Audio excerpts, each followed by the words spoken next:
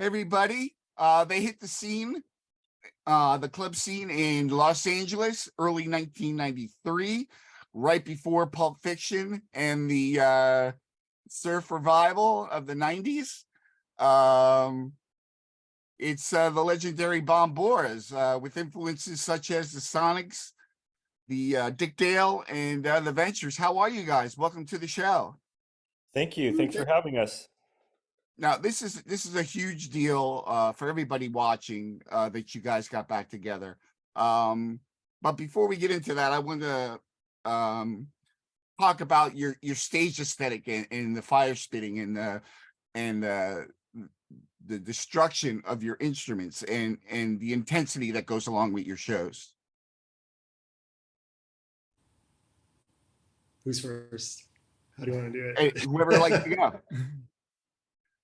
Fire, punk rock attitude, basically, That's where it all came from. Punk rock angst, I guess, I mean, kind of got tired of surf music where you're just looking at your feet and comparing your Showman amps to each other's and, taking notes. I mean, put some entertainment in it.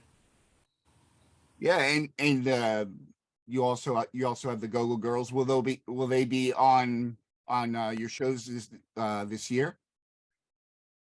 Not sure yet. We haven't seen Kina or Sherry in a while. We were just focusing on being good at what we do right now, but there's always a possibility. It's just a matter of what we're up for, I guess, and what the audience is up for. Right, Greg?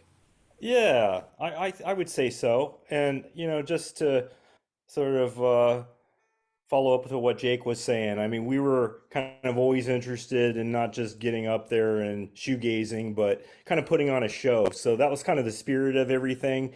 Um, play a quick, fast, short show, leave the audience wanting more, put in a little bit of entertainment, gymnastics, fire breathing, whatever you want to call it, and, just have a good time. One of the influences that was brought to my attention of yours was the Crossfires. What was it about them that inspired you? Well, I mean, I went to Westchester High School and graduated there. So did my uncle. And my uncle knew those guys, and he could recall seeing them. And they were, as he put it, clowns and just hilarious. Just had the spirit of fun rock and roll. And I was instantly kind of captivated by those stories and wanted to research them a little bit, and then realized that Rhino Records had compiled a bunch of their recordings. And I mean, I haven't stopped listening to that album. It's just a fantastic source of inspiration for me. I think Jake as well. So we're sort of informed by them and what they were doing back then, and just sort of carrying on the spirit. They're trying to, at least. Yeah, would you agree, Jake?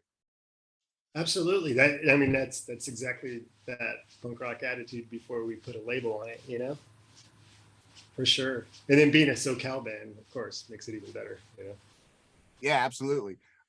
You dubbed your sound the up sound. For our viewers, describe that. Greg, or do you want me to do it? No, Jake will take that one. He's got a good one without. The whole guided version, or we used to be a band called the Finks, and the Finks quickly became divided, probably after about 9 or 10 shows. And the three of us, Greg, Dave, and myself, decided to play, and we became Lord Hunt and the Missing Finks. So I'm going to make this quick. Okay. So then we evolved into the Bomboras, which is also a very long story. But a couple former members of the Finks, started a band, and they did a press release basically crapping on us, to put it nicely, and saying how all we do is turn up while they turn down. And like, all right, that's it. That's us. We're the up sound. That's it. There's nothing more. Awesome. And that's how that, and it was just a little nudge to be a smart ass, but it just kind of stuck with us, Nice. Could you sit back just a little bit? You're kind of Yeah, getting cut off. so excited. That's okay. So your first release in 1994 was a single, Forbidden Planet, right? What was that like to get your first 7-inch out? How, like, was that like, like set in stone, like, okay, now we're doing this for real? Greg, you out there? Yeah, I mean, that was a huge thing because, as Jake was saying, I mean, we were wanting to do this surf thing ever since we were playing together in the Witch Doctors, and even Jake before that, the Gallows, right? We did a lot of instrumentals. I mean, I'm going way back, right? But we did a song called Death Ray 63, and we were like, wow, let's do more stuff like this. We were just like really inspired by it. So, as Jake mentioned, we were playing Lord Hunt and the Missing Finks after the Finks in my mom's garage, and started to record some sort of homemade tapes of us just kind of noodling around live and put out some records that way. And the Bomboras formed, and we wanted to sort of keep going with that. And so that was a single called Forbidden Planet, as you mentioned. It had a sort of a spacey theme to it. We had Shag. It was the first. Actually, no, we had worked with Shag already with the Witch Doctors, but he agreed to design this first single of ours. And so we have Forbidden Planet. I want to say there's Moon Probe on there, and there's like maybe one more song, right? Time Bomb or something. Yeah, there's a few, right? There's more. There's like 3. Yeah, I think there's 3. Yeah. Yep. The Avengers 6, right? Yeah. Yeah, So we knew Shag through the Witch Doctors because he's doing art for the Witch Doctors, and he was also friends with our singer of the Witch Doctors. They went to school together, I think, and he was very, very willing. It was fun. It was cool. We were able to get him to do that, and he stuck with us all the way till we broke up. And now he's back with us, which is a huge honor. We're super stoked about that. And yeah, I love Forbidden Planet. That's a great single. What and shortly after that, you came out with your first LP, Savage Island. What brought you from the first 7-inch to your first full length? Like, how much time was in between that? Jake has a better memory about these things than I do. I don't even know. Like Lee Joseph was the driving force. He's like, "Oh, I'll just record you in the rehearsal space," and he showed up with I know you're asking me timeline, but I'd imagine a few months, probably the same year even. Mm-hmm. He's like, "Yeah, we got to get you guys recorded before you fall apart or something." I'm kidding. No, but truth. But he just like showed up to this rehearsal space in Hollywood with this 4-track 1/4-inch machine and put a couple mics on us. We just went for it. That was the album. It was pretty much recorded live, just like the Finks album was. And yeah, I mean that Finks album. Now I think about it, we did that. We were working with Wally Hersom on that one, and he had like a 1-track recorder, so it was like it had to be live. There was actually no choice in the matter. But I don't know. I don't recall doing any overdubs for Savage Island. That was pretty much live as well. Well, remember Keith Fisher, which I was a huge fan of Keith Fisher because he was in the Crawdaddies, and he mixed it for us over at Bomb. That was fun. It's an amazing sounding record. I'm a huge fan of it, especially because that time was in my kind of formative years, and where I'm learning more about different genres of music. That particular year, 94, was a big year for me. Going to college and learning about different music, especially when the first thing you go to the movie theater and you go to see Pulp Fiction. You have no idea what to expect, and the first thing you hear is Miserlou, and then everything was different after that. Did you guys feel that way? I was familiar with. Oh, go ahead, Jake. No, go ahead. I'm trying to get some light going in here. Oh, yeah. Fix that lighting. not for you guys in particular, but for the scene in general. Yeah, I mean, that created a lot of interest in surf music, as I recall. I remember going in and seeing that film and loving it, and just watched it a couple months ago and still loved it. Um, but yeah, I mean, it was cool to hear all of those songs in the soundtrack. I mean, bands like the Centurions, like, what movie is there that features the Centurions? I mean, it Yeah. it's pretty cool. But you know, that did open doors for us. But we got a lot of heckling, like, well, what came first, the band or the movie? There was some of that. Whatever. Well, tell me about Organ Grinder, which was a 10-inch. My favorite format is the 10-inch, just enough songs that you get through in one sitting. I understand it for you, it was huge in drawing a larger audience to your shows. Is that the case?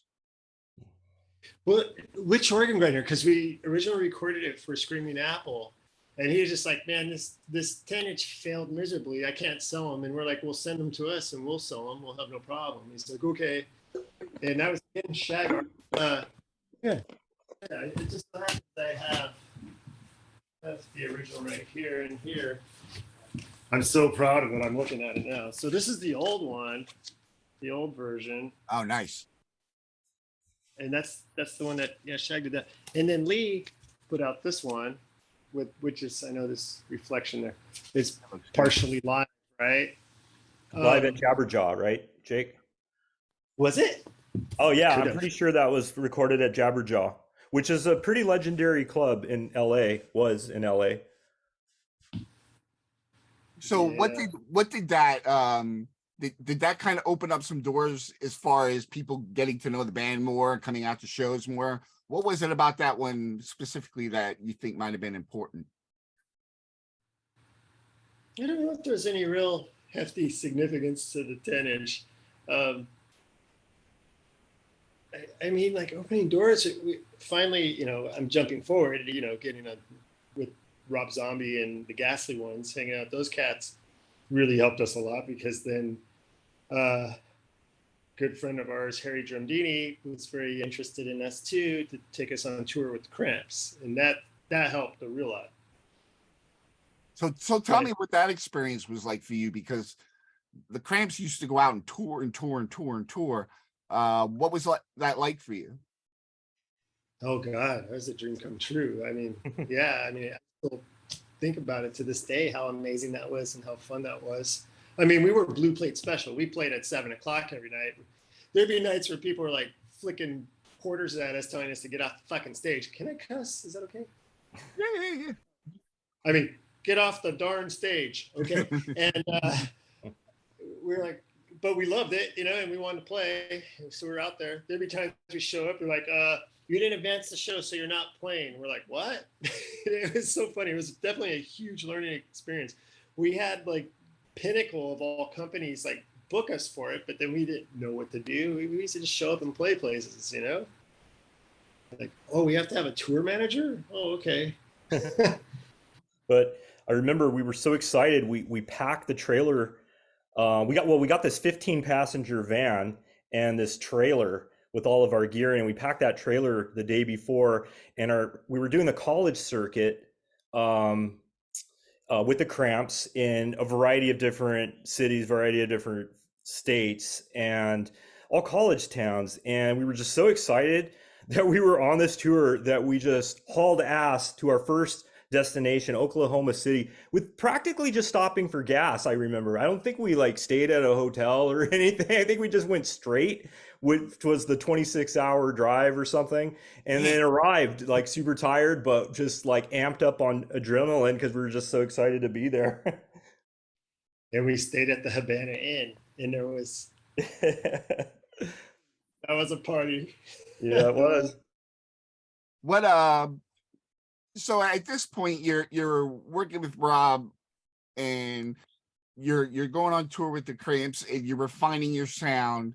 At what point did you say, okay, not only is this the up sound, our sound, but I think we're getting to a point where we're exactly where we want to be as far as, you know, the balance of instrumentation and things like that. I honestly, if I can answer this, Jake, I honestly don't think it was a conscious thought. That I think that we were just playing all the time. And so we got to a point where we weren't even thinking about what we were playing. We were just locked in with one another. And then when we hit the road, it just got second nature. And so we were in tune with one another. We were hearing what everyone was doing. We were playing off. We were just really relaxed and comfortable. So I think because of that, we could just turn it up and rock harder and just have a really good time, you know, not have to worry about, you know, making mistakes or worrying about whatever. But it just got second nature for us. And so, I mean, that's the benefits of playing all the time, playing in LA all the time, but then going and playing on the road like every night. I mean, Jake, weren't we played like how many days out of the year did we play? Like 300 Okay. something? Sorry, I got be 1 second here. I apologize.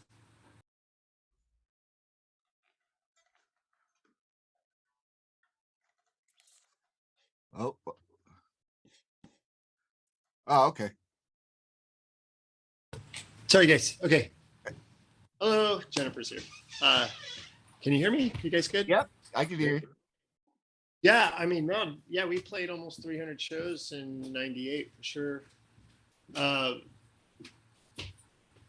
Playing with Greg and Dave, I mean, since we were 17, you know, like really, you know, music was intuitive. So if we ran into snags, like, you know, on stage or whatever, we always knew what to do between each other, which helped things. I mean, yeah, that worked out really well. And then we could act like jack-offs on stage, you know? Which we're known for. Well, how conscious a decision was like your stage antics and the Day of the Dead, you know, the costumes, like where did that all come from? Shane had really good ideas. I mean, that was Shane. Shane wanted to do the blacklight thing, and we're like, yeah, cool. And that could become Day of the Dead, or it could just be Halloween or whatever. I mean, we were doing some wacky stuff by that time. I mean, we built a gallows. We would hang Shane while he sang one of the songs. Oh gosh, yeah, we used to cart that thing around. We would take over Spaceland and just do crazy shows. You know, very very elaborate.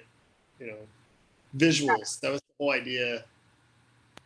Now it's I've read places that the fire marshals used to get nervous, but it was not as bad as they're talking, right?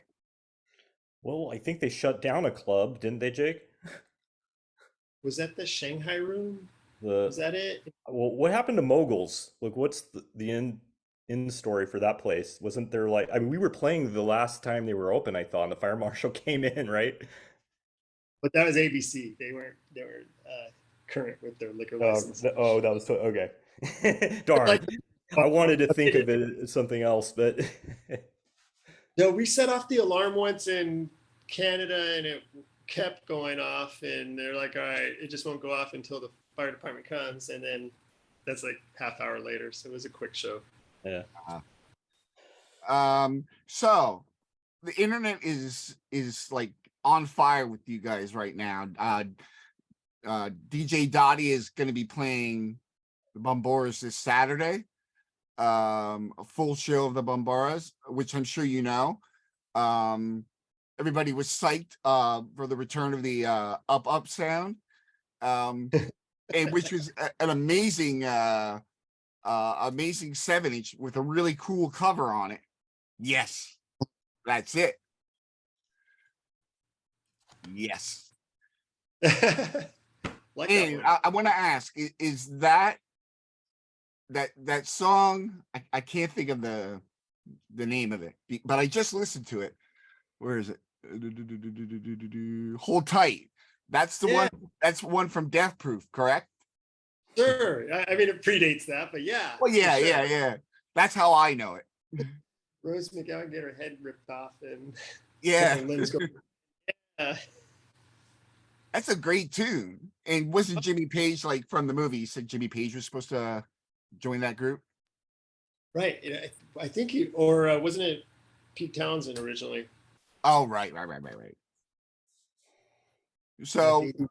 how did you how is it getting back into the groove? I saw some videos on YouTube of you guys playing in 2018, 2019, Yeah. and then you finally released the 7-inch, and I was kind of like, I was really surprised and happy. How is it? How does it feel like after 25-year hiatus, getting back together and putting new music out and playing shows and like the outpouring of fan support? It's extremely positive. You know, I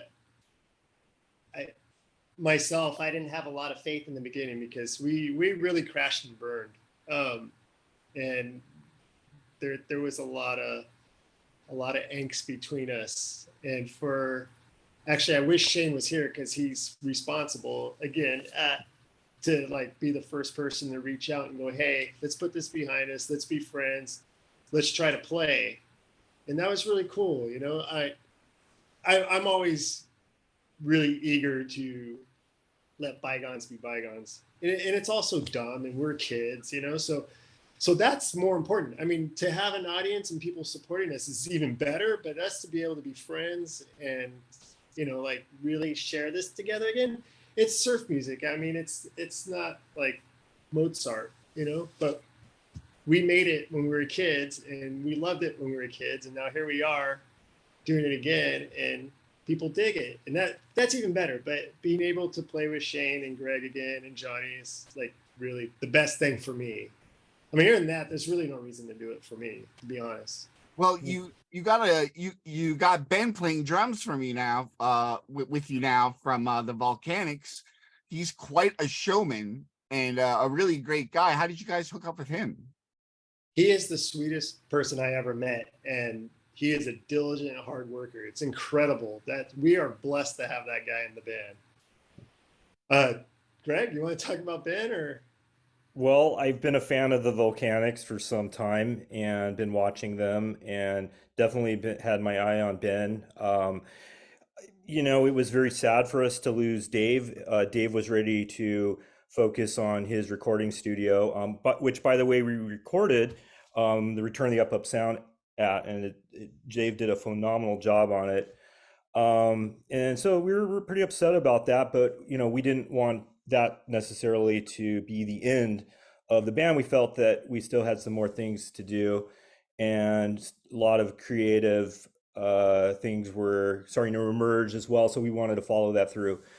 So yeah, no, I was like, "Hey Ben, you interested?" And he was like, "Yeah." So One thing I want to add, Dusty, because Dusty originally was going to replace Dave, but Dusty Watson is the busiest man on the planet. Yeah, And yeah. Thank you. yeah, I mean, we love and adore him, and he's like true roots. You know what I mean? He's legit. I I mean, don't he want to is say a Ben was second best, but I just want to make sure Dusty is acknowledged because he's on the album. He's yeah, Dusty is like one of my biggest influences. I mean, you know, grew up listening to John the Night Riders, you know, Live at the Whiskey. That was like before I even had owned a guitar. Like I was listening to that album in middle school, you know, and Dusty's on that album and it's just mind-blowing.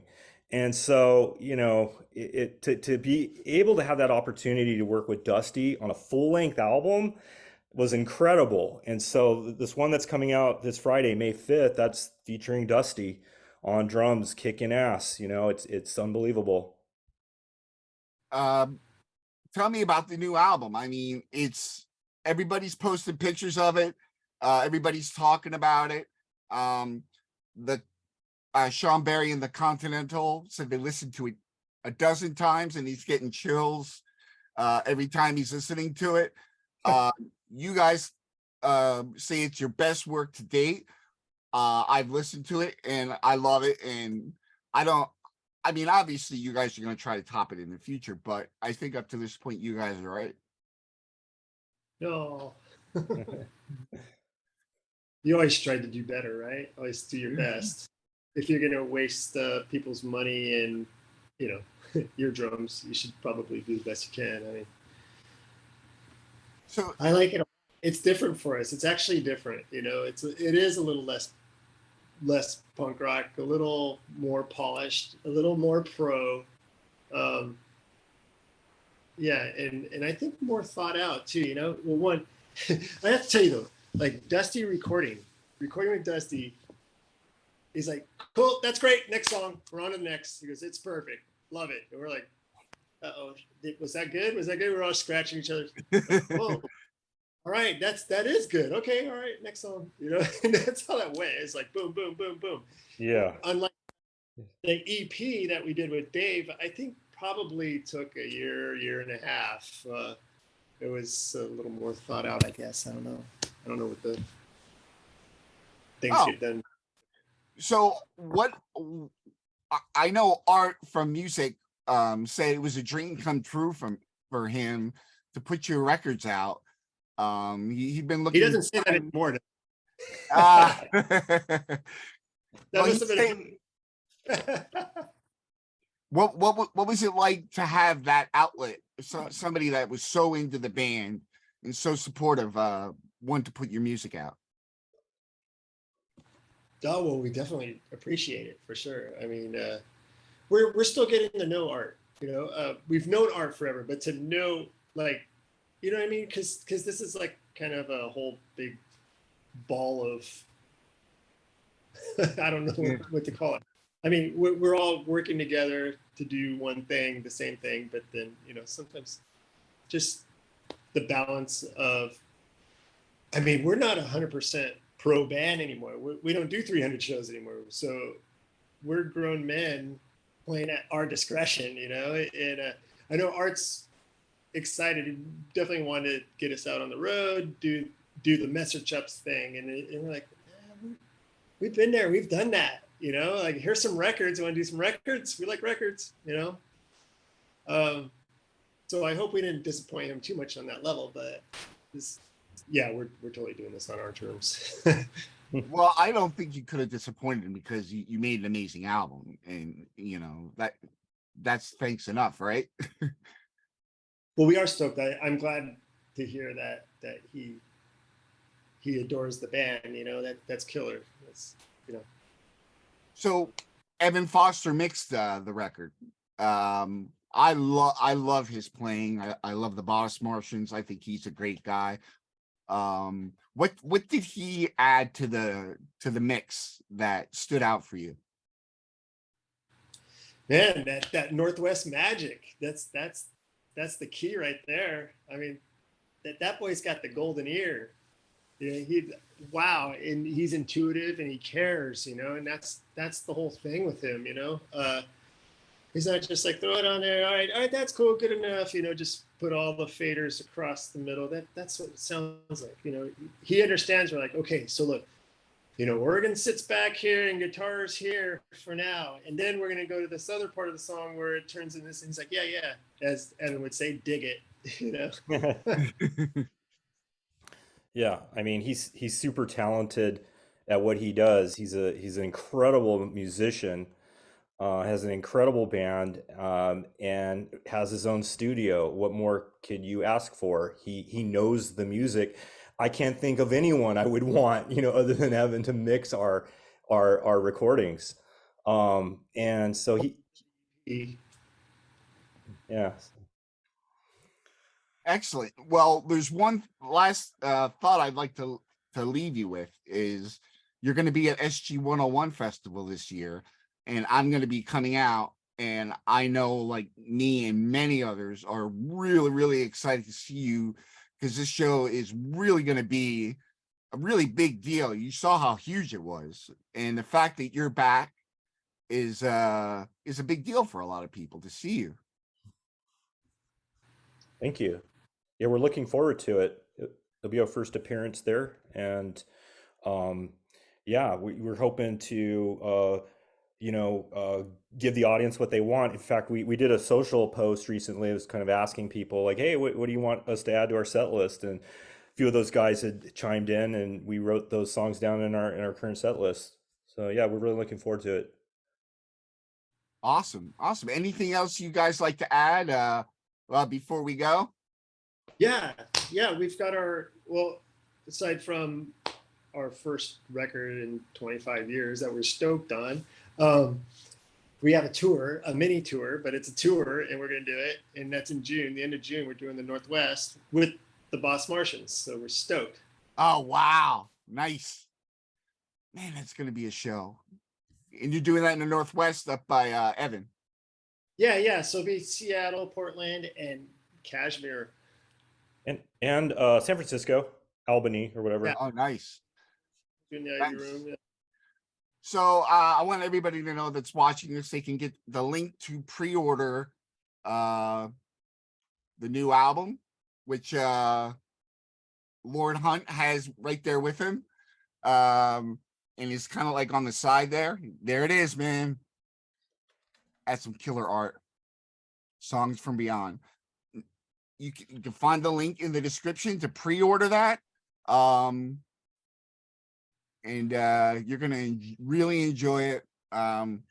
It's killer. I would agree with you, Jake, that it is a more polished sound, but does not take away from the energy. It's really full of energy. Yeah, And so the new album. First off, we mentioned the tour. I mean, this is the most playing we've done in also 25 years, of course. But I want to mention about the recording. All the pre-production was done with Ben. So when we're writing these songs, Ben was sitting there like just being a warm body and a badass drummer, just making sure to keep us on track. And it was so much work because members of the band live in Petaluma, members live in San Diego, members live in the Inland Empire, and then LA. And to get together to make an album was like, a little more. Greg really came through too, fucking writing these genius songs, right? But Paul Rossler was very important. Paul Rossler from the Screamers and 45 Grave, Nina Hagen, all that. And he's recorded, 200 bands, 300 bands. And he got in there, recorded us live too, which is great because he's like, "We're gonna record live." We're like, "Yes, we're recording live." If there's a screw up, well, of course we'll fix it, but let's record it all live and then go from there. And he's like, "Oh man, I don't do that a lot," and he did. And Evan gave him some notes, and then it all happened. And that's what I think part of that. We also had it mastered by Dave Schultz, which has done everything under the sun out here in Atwater Village. So we went for everybody. We originally had, oh no, that's the EP on Jack and Dino. Right. Jack and Dino mastered the EP out of Seattle, but Yes. Dave Schultz did this new album. And so what were some of the, like you said Ben was involved in the pre-production. Did he have any contact with Dusty at that point going over ideas? No. I don't think he met Dusty till the SG 101 last year. Oh, okay. But no, Ben, just solid rock and roll surf drummer, and he got it. He played the parts with us. I mean, he could have recorded the album, but we had already committed to Dusty, and Dusty was the original intentions that Dusty was going to be in the band, and then we quickly learned when we tried to start booking shows, like, "Oh, I'm in Europe, I'm in South America, I'll be home for a day. We can," like, whoa. And Dusty is really funny because when he finally started playing with us as a band member, he's like, "Man, your songs are fucking weird." He's like, "They're not normal surf songs," which I think's a compliment from Dusty, though. Keep him on his toes. I can't think of the song specifically, but there is one part that has it goes from like melodic tremolo picking into kind of like a downstrumming like Johnny Ramone, and then back into the organ. That's every song we do. Yeah, it was like in that short amount of time, I was kind of like bombarded with all these different musical ideas.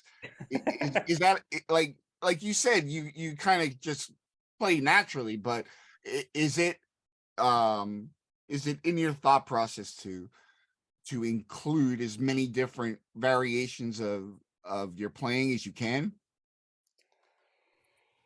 Or just For trying to make myself, I'm just trying to do it without screwing up.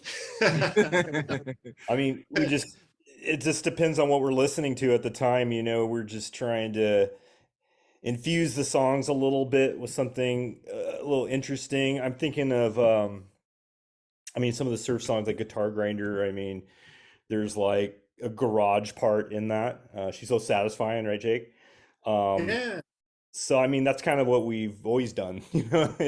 yeah. but and I have an idea what he's referencing, like probably Session at Zeros, because when you always have really strong sense of rhythm playing, and when you play rhythm, it's noticeable. It really stands. So when you pull back a little and then let me make noise with the organ, I think that's what he's referencing specifically. Yeah, there's But just that's all worked. that's awesome. That's awesome. Where who were some of your influences as an organist or pianist, or how did you start? Oh yeah, it was well here, right there. There he is. Ah, yeah. Pacific Northwest all the way. Yeah, Jerry Rosalie. Dave Lewis. Yeah, yeah. But Jerry Lee, I was really, when I was 17, 16, I was really into Jerry Lee and the Sonics. And I tried to take lessons. Like, I want to learn how to play organ. And they're like, organ, okay. They're like, well, you need to learn how to play piano. I go, but I want to play organ. He's like, well, what do you like? And I'm like, Phil Collins. No, I'm kidding. But I brought a Sonics record and he's like, oh, you want to learn this? He's like, this is pretty much garbage. This is what he's doing. And he imitated it. I go, yep, I want to learn. Teach me that. He taught me. Robert was completely disgusted. I go, that's all I need to know. Perfect. Bye. And, like, but like, if I'm being like a musical geek, I mean, I have my favorites that are not necessarily related to like exotica or surf. It'd be like, Billy Preston or Nicky Hopkins is a huge one for me, which played with the Rolling Stones on and off, Ian McLaughlin, Small Faces, like all that kind of stuff. I love that stuff, And that's one of the things about the Bomboras also, like when we were kids, like driving around in that 15 passenger Greg was talking about,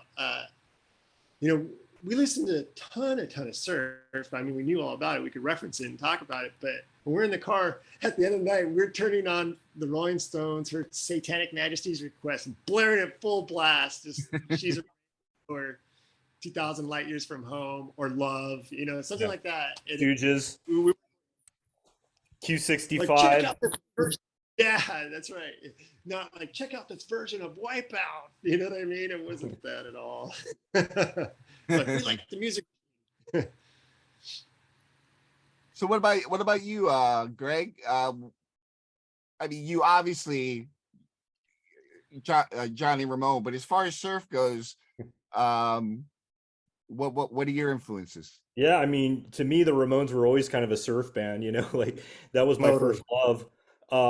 But as I started to, buy some of those Rhino comps and listen to like other like pure surf albums like Dick Dale Surfer's Choice, I started to realize like, wow, there's a really distinctive guitar sound there. How do I achieve that? So I was kind of went on a quest to kind of get that Dick Dale sound as best as I could, at least. And just Al Nickel, the Crossfires, of course.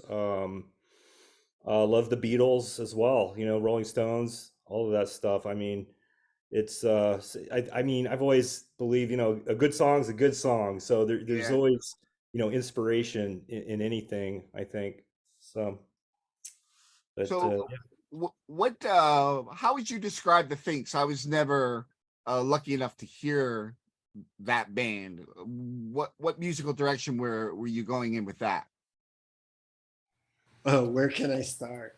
Uh, there's a little history with that band too. I think that's what all started it actually, because I didn't leave the Witch Doctors, but that's how I met Greg. You know, like kind of the garage punk scene, and I was like, wow, Greg really knows surf music too. So that's always in the back of my mind. You know, that he's really good. I mean, Greg was in the Untamed Youth. He played guitar and organ in that band. You know, and I joined the Fuzztones, and I met Chris Barfield, and we were friends. And he was the Phantom Harlock back then. That was his name. And we were just kind of getting tired of the Fuzztones. And he's like, man, we should do a surf band. I go, yeah, I want to do a surf band. Let's do a surf band. I go, I know really great guys. And he was kind of pushing a little more darker, moody kind of vibe, where it's kind of like not trying to be funny, but kind of more like poetry over moody music kind of thing. I don't know, maybe Birthday Party, maybe Deadbolt or something. And then I go, well, I know guys that are fucking badass that can kill it with whaling surf, you know. And Greg mentioned we had done the Gallows as well, which was like Northwest all the way.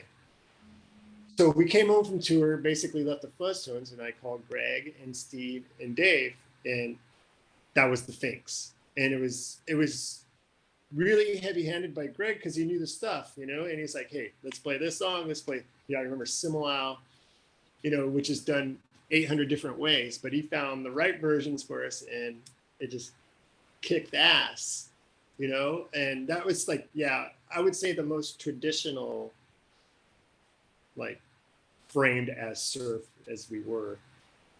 Yeah, I mean, we were doing mostly covers in that band. And we only played live like a handful of times.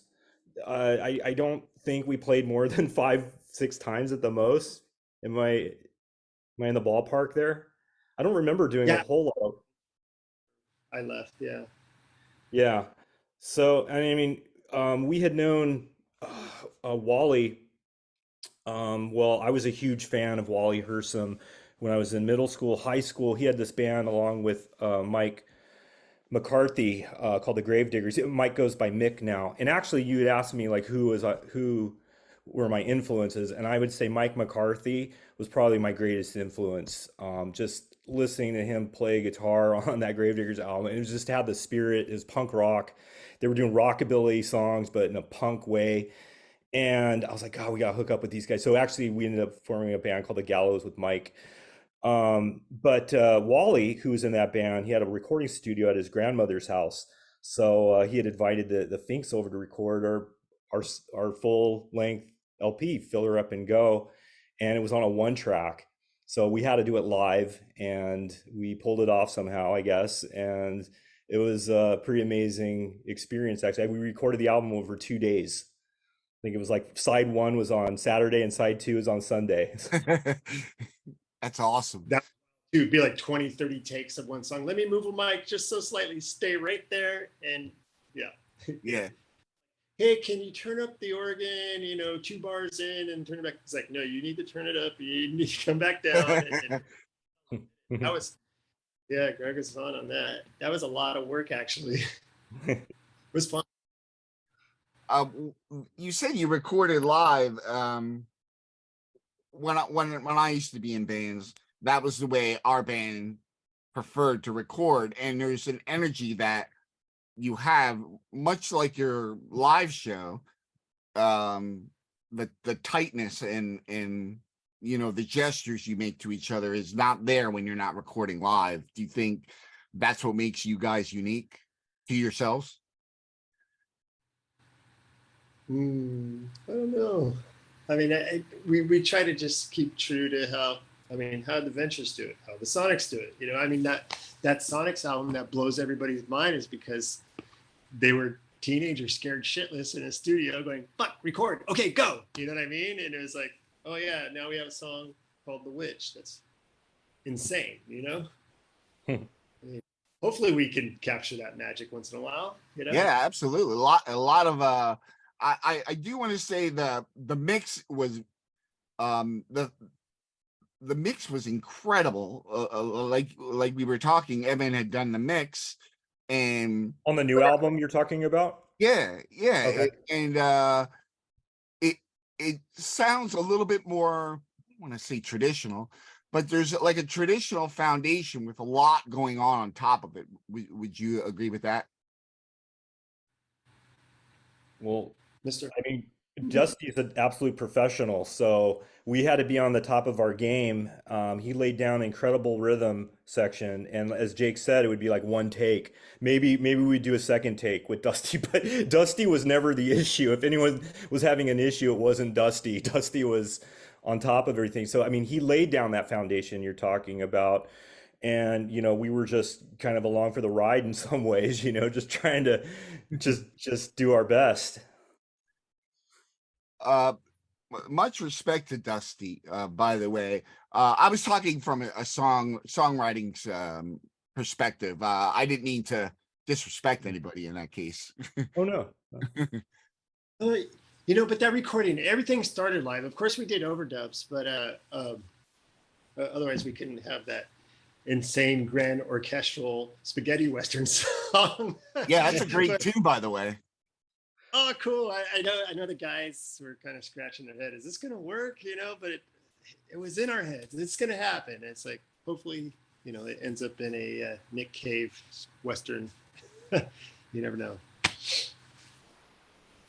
So, is there anything else you guys would like to mention with your upcoming mini tour, the album release, and anything else you'd like to mention?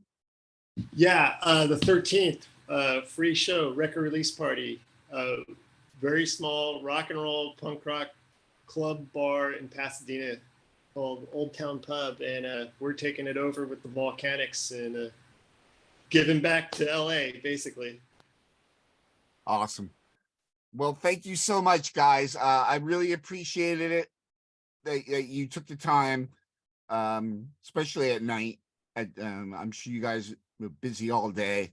And I know everybody's going to love the record. They already love the single, and everybody's talking about it. And you guys should be proud. Oh, you're Thanks so much, Ryan. Appreciate that.